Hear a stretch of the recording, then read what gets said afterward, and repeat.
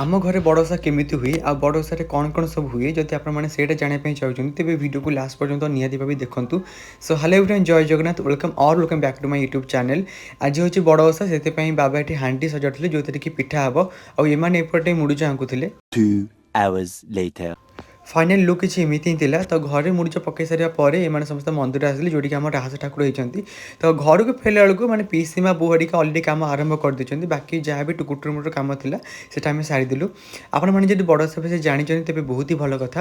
ମୁଁ ଯେତିକି ଜାଣିଛି ବାବା ଧବଳେଶ୍ୱରଙ୍କ ପୀଠରେ କଳା ବଳଦ ଧଳା ହୋଇଥିଲା ବୋଲି ସେ ଜାଗାକୁ ଧବଳେଶ୍ୱର ନାଁରେ ହିଁ ପରିଚିତ କରାଯାଏ। ଆଉ ସେପଟେ ବଡ଼ବାପା ଆଉ ବଡ଼ ପିଉସୀ ସେଠି ସେମାନେ ପିଠା ମାନେ ଯେଉଁଟା ମେନ୍ ଗଜ ଆମର ସେଇଟା ହିଁ ସେଇଟା ତିଆରି କରୁଥିଲେ। ତ ବାକି ସବୁ ଯାହା ଛୋଟ ମୋଟ ଗଜ ଥିଲା ସେଇଟା ପିଇସୀମା ବୋଉ ବଡ଼ ବୋଉ ସେମାନେ ସମସ୍ତେ ମିଶିକି ହିଁ ସେମାନେ ସବୁ କରିଦେଲେ ବିକଜ୍ ବଡ଼ ବାପାଙ୍କ ଦେହ ଭଲ ନଥିଲା। ତ ବାକି ଆଗକୁ ଭିଡ଼ିଓରେ କ'ଣ ସବୁ ହେଉଛି ସେଇଟା ଆପଣଙ୍କୁ ପାର୍ଟ 2ରେ ଜଣାପଡ଼ିଯିବ।